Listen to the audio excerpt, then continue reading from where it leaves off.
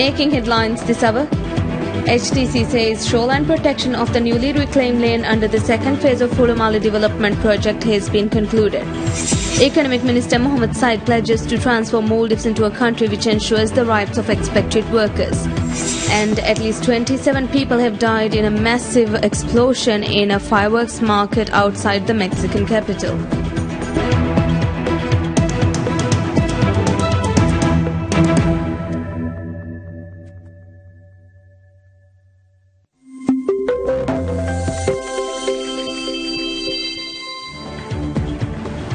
Bismillahirrahmanirrahim. Welcome you all to TVM News in English. I'm Zunat Hassan here with the news in details. Housing Development Corporation HDC says shoreline protection project of newly reclaimed land in the second phase of Hurumale development project has been completed. HDC administered the reclamation of 240 hectares of land in the second phase of Hurumale in 2015. HTC said the aim is to rapidly populate the second phase and therefore develop housing units in the newly reclaimed area. According to HTC, the corporation has already signed agreements with several construction firms to build over 10,000 housing units. The Housing Corporation further noted that multiple projects are being carried out in the second phase of Hurumale.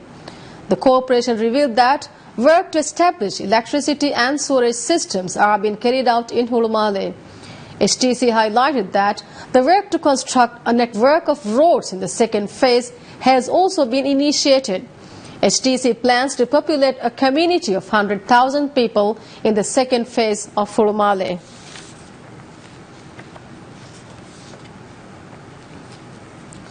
Economic Minister Mohammed Said pledges to transform Maldives into a country which ensures the right of expatriate workers. The minister made the remarks during the opening of the Anti-Traffic in Policy Dissemination Forum held at Hotel Jen. The Anti-Traffic in Policy Dissemination Forum was organized by Economic Ministry and International Organization for Migration in cooperation with international bodies. The forum aims to inform authorities on the rights of migrant workers and ways to ensure it. It is organized as part of the human trafficking prevention laws. Speaking at the opening of the forum held at Hotel Jen, Economic Minister Mohammed Said said that the employment sector of the country has seen a drastic expansion due to the revolutionary policies brought forward by the administration of President Abdul Yameen Abdul Qayyum for the betterment of the society and economy of the country. Minister Said said that the expansion of employment sector has doubled the number of local and expatriate workers in the country. He said government aims to create awareness amongst the public regarding the expansion of the employment sector. Economic Minister Mohammed Said further said that the government aims to prevent mistreatment of expatriate workers, which are often practiced in undeveloped nations. He further added that the aim of the government is to ensure the rights of expatriate workers are met by providing them with better salaries and remunerations, housing, medical and other services. Duafar Island Council hands over land allocated to Malay Water and Sewerage Company MWSC to establish a bottling factory. Speaking in a ceremony held to hand over the land, the Managing Director of MWSC, Fazul Rashid, said that the company aims to establish the factory next year. According to the Managing Director of MWSC, the company would spend 15 million rupiah for the project. He also revealed that the plant has the capacity to produce 600 bottles every hour. Fazul said that establishing a bottling factory in Duafar would cut down the logistic cost of the company. He further added that the nearby islands would also benefit from establishing such a plant in Duafar. The Managing Director of MWSC also said that the project would create several job opportunities in the area. MWSC also has plans to establish bottling factories in Kurudufushi Island and Mafushi Island. This is the first such project MWSC is conducting outside the capital, Mali City. Coast Guard of Maldives National Defence Force MNDF and Indian Navy begins a special surveillance exercise in the Maldivian waters. Indian Navy ship INS Samar is participating in the joint exercises held in the Maldivian Exclusive Economic Zone EEZ. According to MNDF, during the exercise, They will monitor for any illegal activities in the EEZ and take actions against those involved in such activities. MNDF added that the exercises will be held on the 24th of this month.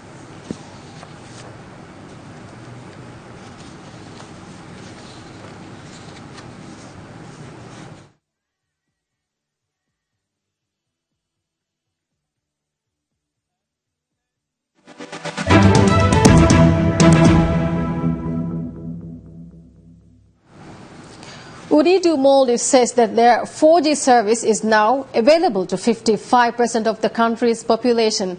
Head of sales of Vodafone Maldives, Hussein Niaz, said that the submarine cable project, which is currently underway, is conducted as part of their effort to provide 4G to the whole country.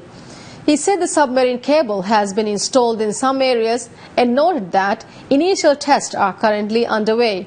According to Ooredoo, 4G is now available in Mali City and 40 other islands, adding that all islands will be covered by the 15th of January 2017.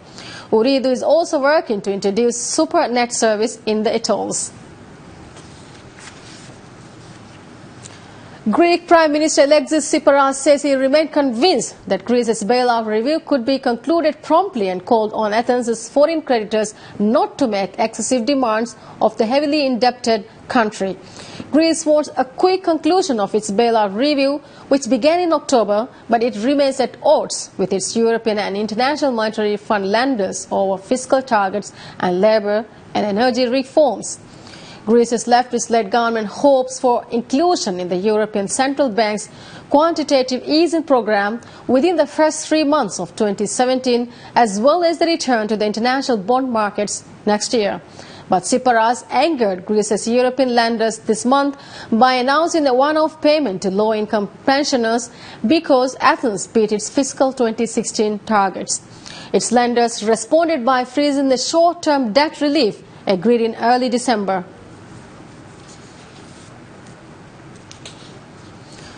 British Prime Minister Theresa May tells lawmakers that she will outline more of her approach for Britain's exit from the European Union next year. Answering questions from sometimes irritated lawmakers, British Prime Minister Theresa May offered little more detail on her plans for Britain to leave the European Union, repeating that she wanted to win the best deal and would not compromise her negotiating stance. Pressed whether she would offer Parliament any more information on how she sees Britain's future relationship with the EU, May said she would make a speech early next year. I will be making a speech early in the new year, setting out more about our approach and about the opportunity I think we have as a country to use this process to forge a truly global Britain that embraces and trades with countries across the world. May has come under pressure from lawmakers, businesses and EU officials to set out at least a broad picture of how she sees Britain's future relationship with the EU, but she says giving away too much information would weaken Britain's hand. She has offered little beyond her oft-repeated catchphrases that she wants the best possible deal for Britain and that she will trigger the formal divorce procedure, Article 50 of the EU's Lisbon Treaty, by the end of March. Asked if she was in favour of a transition period to help smooth the process for businesses fearful of falling off a cliff edge into uncertain trade conditions after leaving the EU, she said there might be a period of adjustment. Last week, her Finance Minister Philip Hammond backed the idea of a transition period, a phrase May was obviously keen to avoid using.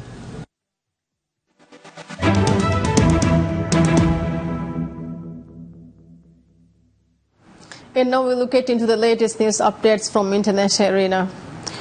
At least 27 people died and 70 were injured in a massive explosion that leveled a fireworks market outside the Mexican capital. The Technicolor blast was the third to strike the popular San Pablito marketplace in Tuxtepec, about 20 miles north of Mexico City, in just over a decade. The head of Tuxtepec Emergency Services, Isidro Sanchez, said in a local television interview that the death toll of 27 was preliminary as rescue workers scoured the site. He added that a lack of sufficient security measures had likely caused the blast. The federal police said it had sent a forensic team to investigate the incident, adding that at least 70 people had been injured. Local media reported there were 300 tons of fireworks at the market at the time of the explosion. The governor of the state of Mexico, Iruel Avila, where Tutelpech is located, said there were 13 children who suffered burns to over 90% of their bodies. They were soon to be sent to the U.S. city of Galveston for treatment, and he pledged to provide economic assistance to those who had lost their livelihoods. Security sources said that clashes are continuing in Karak, leaving 1 gunman and 4 policemen dead. Security officials said 4 Jordanian policemen were killed in clashes with militants near the southern city of Karak as the authorities hunted militants who killed 10 people on Sunday. 2 days earlier, police tackled gunmen holed up inside a Crusader castle in Karak. Among the casualties was a Canadian tourist. IS militants claimed responsibility for the violence. Security forces then launched a wide manhunt to track down the militant support network. Government spokesperson Mohammed Momani told reporters that security forces were surrounding a house in a neighborhood in Karak, where gunmen linked to the 4 militants who staged Sunday's attack were taking cover and exchanging gunfire with security forces. He said at least 1 gunman was killed in the operation alongside the 4 policemen. A security source said that at least 11 people, mostly security personnel, were wounded in the clashes, which were still ongoing. Police said later on Sunday they had killed 4 terrorist outlaws after flushing them out of the castle, where they were holed up after an exchange of fire that lasted several hours. Security forces were able to release around 10 tourists unharmed. At least 30 people were taken to hospital. Jordanian officials have not publicly confirmed whether the 4 slain gunmen were militants linked to IS. But they said that a large cache of weapons, ammunition and several suicide belts were discovered in a hideout in a home in the desert town of Katrana, 20 miles northeast of Karak. Security sources said the gunmen were all Jordanian nationals. Wounded Syrians who are evacuated from rebel-held eastern Aleppo and receiving treatment in hospital in Turkey speak of their ordeal in the besieged city. 10-year-old Marwa, whose parents and 2 brothers were killed in airstrikes, described what he said was a barrel bomb attack as he and his remaining family members tried to escape the advance of the army. In Syria, an operation to evacuate civilians and fighters from the rebel-held eastern Aleppo has now brought out 37,500 people since last week. As more buses left the city on Tuesday, Turkish and Russian ministers estimated the evacuation would be complete within 2 days. But it is hard to know if that goal is realistic, given the problems that have beset the evacuation so far and the wide variation in estimates of how many have left and how many remain. The International Committee of the Red Cross put the number evacuated since the operation began on Thursday at only 25,000. A rebel official in Turkey told Reuters that even after thousands left on Monday, only about half of the civilians who wanted to leave had done so. According to the rebel official, insurgent fighters would only leave once all the civilians who wanted to go had departed. The ceasefire and evacuation agreement allows rebels to carry personal weapons but not heavier arms. Estimates of the number of people waiting for evacuation range from a few thousands to tens of thousands. The route out of Aleppo runs 3 miles to the rebel-held district of Al-Rashidin, just beyond the city's southwestern limit. Civilians are also being evacuated from 2 villages near Idlib. A UN official said 750 people had been evacuated from the 2 besieged villages of Fuwa and Kefraya, which government forces had insisted must be included in the deal to bring people out of Aleppo. The evacuations are part of a ceasefire agreement that ends fighting in Aleppo, one Syria's most populous city.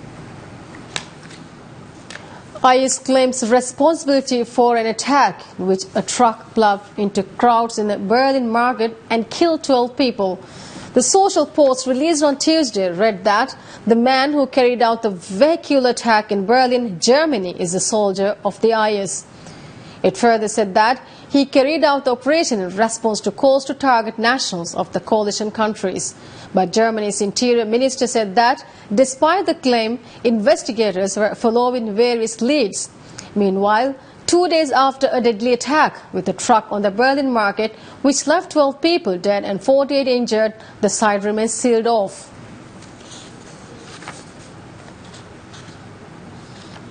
Indonesian anti-terrorism police kills 3 suspects after a gunfight at a house south of the capital Jakarta, where a bomb was found. The raid came soon after Indonesian police has said they were interrogating 14 suspects after a series of arrests relating to planned suicide attacks in the capital and elsewhere.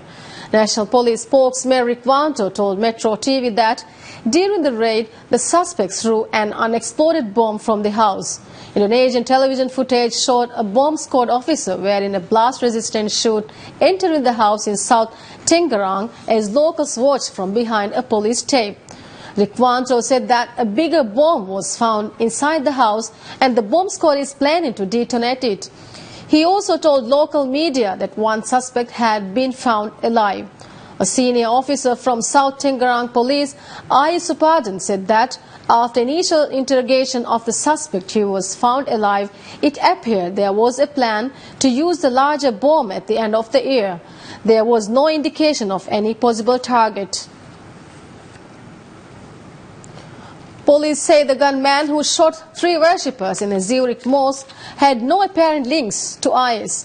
According to police, the suspect was a 24-year-old Swiss man with Ghanaian roots. The suspect, whom they did not identify by name, is thought to have killed another man in Zurich on Sunday.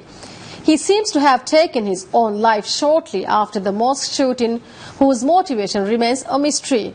The gunman from the nearby town of Astra had stormed into the Islamic center near the main train station in Switzerland's financial capital and opened fire on people praying, wounding 3 whose condition was said to be improving. His body was found soon afterwards around 300 meters away.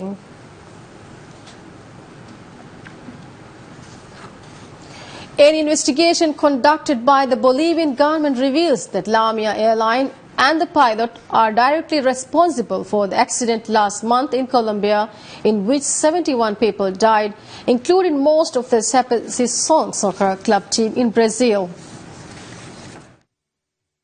The plane crash occurred in November after the aircraft apparently ran out of fuel and crashed into a mountainous area near the Medellin airport, where the Chapecoense was to play in the first leg of the Copa Sudamericana final. Minister of Public Works Milton Claros, who supervises the General Directorate of Civil Aviation of Bolivia, said that the direct responsibility are on the company Lamia and the pilot in the tragic event. He said what happened in the tragic event is the direct responsibility of the company Lamia and the pilot. During a news conference, Claros presented 5 conclusions of the investigation the government carried out in parallel to the investigations carried out by the prosecutors of Bolivia, Brazil and Colombia. The investigation also claims that Bolivia has no risk of losing its certification because the accident was an isolated situation resulting from a chain of errors of the company Lamia and the pilot. Claros added that the state is taking responsibility actions against public servants, so we are responsible for administrative and criminal proceedings for some omissions or some violations that have occurred in the case of the executive directors, in the case of regional directors, in the case of officials who have not exercised effective control in the administrative part of the issuance of certificates of the air operator. Claros also noted that he filed a lawsuit against the co-owner of Lamia, whose whereabouts are unknown, general manager, air navigation assistant, who found refuge in Brazil, and the former head of the National Aeronautical Registry of the General Directorate of Civil Aeronautics.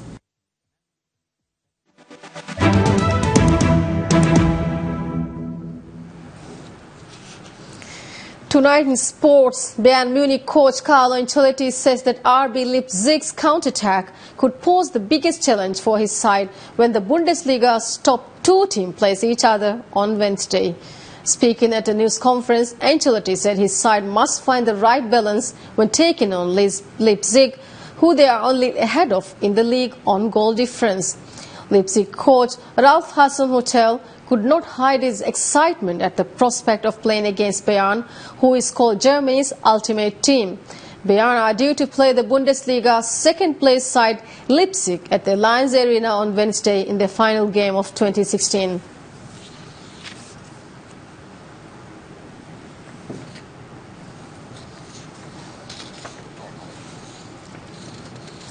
World champion John Florence wraps up his first ever title on the championship tour with a 5th place finish at the Billabong Pipe Masters in memory of Andy Irons. The 24-year-old North Shore native claimed the top honours of the World Surf League with victory at the 10th stop of the tour at the Maiorip Curl Pro in Portugal in October, before returning to his stomping ground on Oahu for the season-ending events of the Triple Crown of Surfing. Florence was knocked out of the Pipe Masters in the quarter-finals by the eventual champion Michel Bourez of Tahiti. Although he finished with a disappointing 5th place at the pipeline, the Hawaiian has made history with his 2 wins in all competitions on the North Shores this year. He also was one of only 2 surfers to win twice on the Champions Tour during the season, the other being Australia's Matt Wilkinson.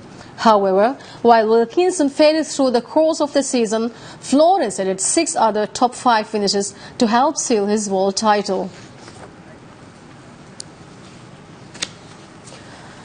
On a lighter note, more than 100,000 baby turtles are released into rivers located in the northeastern part of the Bolivian Amazon to improve numbers and help to preserve the environment. Let's have a look. Bolivia's President Evo Morales attended the releasing ceremony in the department of Beni on the banks of San Pedro River, where 70,000 turtles were funneled into the water. Meanwhile, another 30,000 were released in the Itanes River in the community of Vasailes. Morales said the government was proud of the initiative and praised the organizers. The goal is to repopulate rivers with the small turtles, which can measure up to 1 meter, weigh up to 70 kilos, and live for up to 100 years. The repopulation plan dates from 2007 and has the support of Brazil. River turtles inhabiting the rivers of the Bolivian Amazon are endangered due to the high demand for their meat and eggs, which are high in protein. The tartaruga and the river pita turtles live in the rivers of the department of Beni, Cochabamba, La Paz, Pando and Santa Cruz. They play an important role in the ecosystem as they help to reforest flooded forests by digesting food, which help to clean the rivers. With that, we conclude the news for this evening. Thank you for being with us. Good night and bye-bye.